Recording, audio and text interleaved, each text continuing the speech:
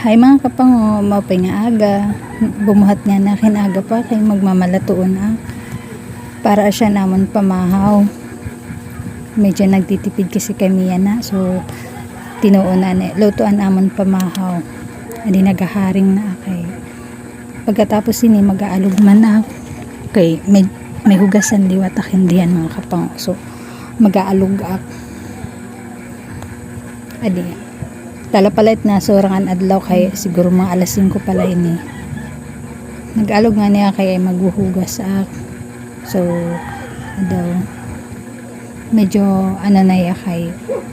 medyo masirom medyo aga pa kasi kaya aringanan amon tubig anong kulorhan tubig at tabay lubog aring mahugasan binalikan ko nga niya ading akang ginaharing kay wala man ini pagdukot pisti man nga kalayo at tara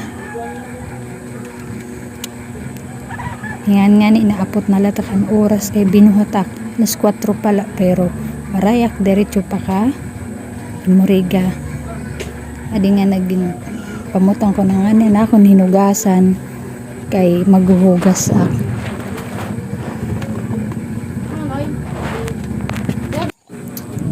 ini ngayon mga kapango ang akan naging bubutang is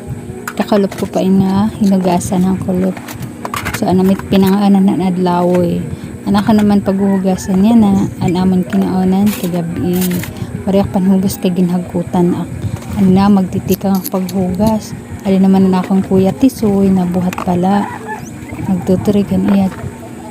ibabado kay malayas naman in aga pa siya manan kuhan pero may mga kalsada may ara kasi pagbubuhat diretso kalsada kay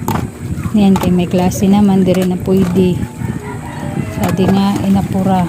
sa fast forward kita mga kapango kay daman ginihimo adio tapos nakita maghugas ngan mag-alog na liwat parahan iparariguhan kabataan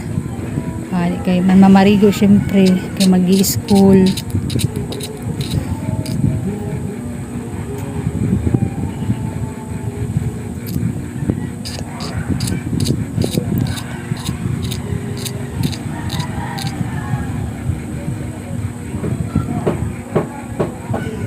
nga niyo